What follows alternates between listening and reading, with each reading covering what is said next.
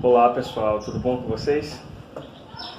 Hoje nós iremos abordar um tema relacionado à produção do espaço.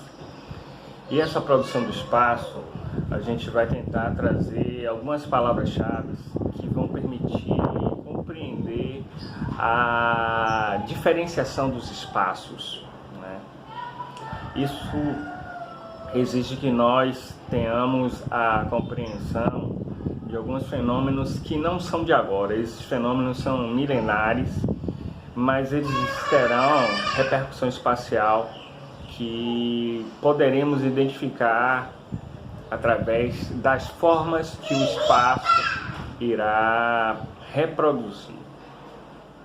Observe que, se a gente pensar nas diversas escalas que o espaço pode conter, pode abrigar, a gente vai iniciar na escala da família, a escala familiar.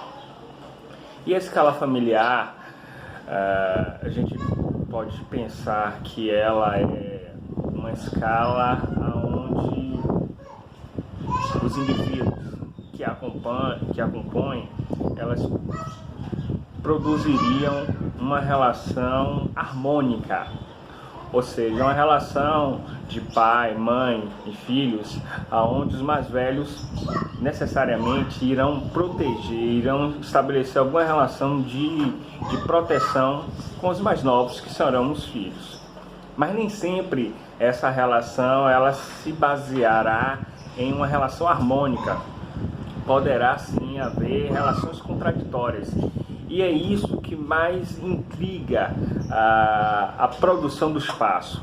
Isso por quê? Porque os filhos, eles não necessariamente irão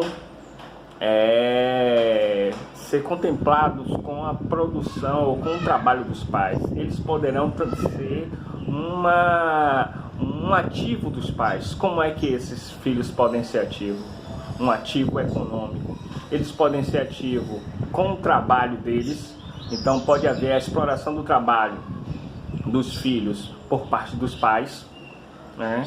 Esses pais podem comercializar esse filho através de uma venda como escravo, ou então essa relação pode ser uma relação geopolítica, uma família que tem filhos e queira se unir com outra família que também tem filhos e tem territórios. Então esses filhos, eles podem ser utilizados como uma conexão, um ativo para unir dois reinos. E essa união pode ser feita pelo casamento.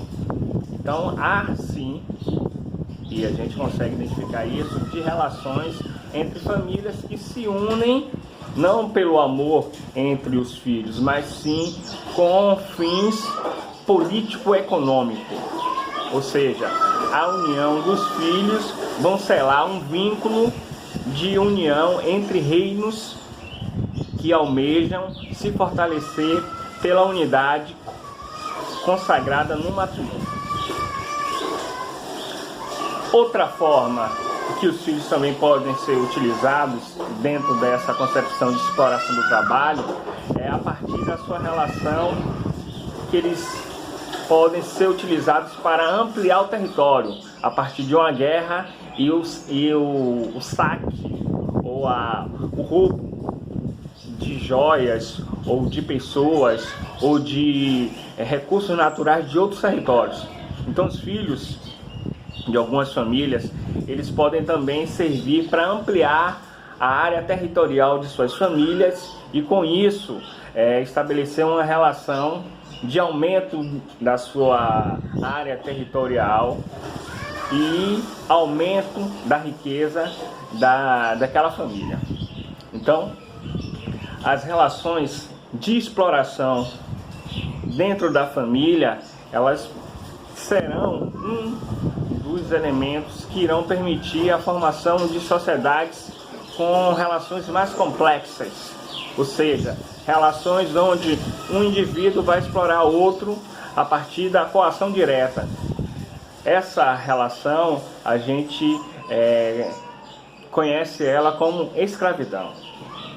Então, desde a escala familiar ao nível de estado ou de territórios, a gente vai identificar uma relação contraditória. Mesmo no seio familiar, essa relação contraditória pode existir com a exploração do trabalho ou a exploração dos filhos de formas diferenciadas. Isso também se relaciona à organização social. Essa organização social, que na maioria das vezes é uma organização social patriarcal, ela irá permitir que determinadas formas de organização social elas se reproduzam ao longo do tempo. Então, essas relações sociais, na maioria das vezes patriarcais, irá eleger o homem como centro da família, como aquele que vai mandar, como aquele que vai definir as regras de convivência. Daí, a geografia humana, ela se conecta muito com a sociologia do trabalho. É a sociologia do trabalho que irá, a partir do século XIX em diante, começar a pesquisar cientificamente como é que se organizam as sociedades humanas. E essa organização das sociedades humanas é que irá permitir a reflexão sobre a organização do espaço. Daí, Newton Santos estabeleceu uma abordagem chamada a produção do espaço. Ou seja, entendendo a organização social que será possível compreender a produção do espaço. Primeiro, a gente precisa saber como é que a sociedade se organiza e a partir dessa organização, ela vai manifestar essa forma de organização no espaço. Ou seja, o espaço ele irá ser utilizado para refletir como a organização da sociedade está baseada. Ou seja, tem um livro de Milton Santos chamado Forma, Função, Estrutura e Processo. Ou seja, é um livro onde ele tenta estabelecer uma metodologia para, a partir do espaço, revelar a organização social. A organização social ela poderá ser identificada a partir da forma como o espaço está materializado, como ele está organizado. Ou seja, se nós pegarmos a forma como foi organizado o Brasil, se nós começarmos a identificar a forma da organização do Brasil, a gente vai poder estabelecer que o Brasil ele se organizou de uma forma em que houve uma família patriarcal e essa família patriarcal estabeleceu uma hierarquia dentro da organização social. Era essa organização social que será implementada desde o período colonial e chegará até os dias atuais. Essa organização social patriarcal, ela irá se basear na organização da Casa Grande, e na organização das demais áreas que constituirão os engenhos, ou seja, a senzala, as áreas de produção de açúcar e, essencialmente, a monocultura da cana-de-açúcar. Ou seja, a gente vai identificar que a organização social dos engenhos, ou a organização espacial dos engenhos, ela foi baseada numa organização de uma família patriarcal que estabeleceu a escravidão no Brasil e permaneceu com esse modelo de organização social durante todo o período colonial. Após esse período colonial, ela teve mudanças E essas mudanças, elas foram sutis. Por que eu falo que essas mudanças foram sutis? Porque grande parte do território brasileiro ainda permanece com a estrutura patriarcal, ou seja, áreas que praticam agricultura com um único alimento, ou seja, são monoculturas. As mais modernas, apesar de estar distante do período colonial, algumas áreas elas iniciaram a sua abertura com a utilização de trabalho escravo. Então percebam que, mesmo superada a fase que era legitimada a escravidão no Brasil, em um momento de agricultura moderna, com instrumentos modernos, a gente ainda vai identificar áreas que são abertas, áreas que são consideradas áreas de fronteira agrícola, onde a gente vai identificar um grande número de trabalho escravo. Então, não é porque o trabalho escravo foi abolido, né, que ele foi tido como uma atividade que é considerada ilegal, que essa atividade não deixou de ser realizada. Ou seja, mesmo no século XX, com a agricultura utilizando diversas máquinas modernas, a gente vai identificar em algumas áreas do Brasil áreas de fronteiras agrícolas onde predomina o trabalho escravo. Ora, grande parte das áreas rurais, elas ainda são dominadas por grandes famílias que constituem em grandes latifúndios. São famílias que elas vêm de gerações em gerações, famílias que criaram uma relação hereditária de pai para filho, que vem se reproduzindo, principalmente nas áreas rurais do Brasil, e que vem manipulando, ou que vem dominando a política nessas regiões. E é esse domínio que vai permitir que essas políticas, que essas famílias, elas tenham poder político e poder econômico.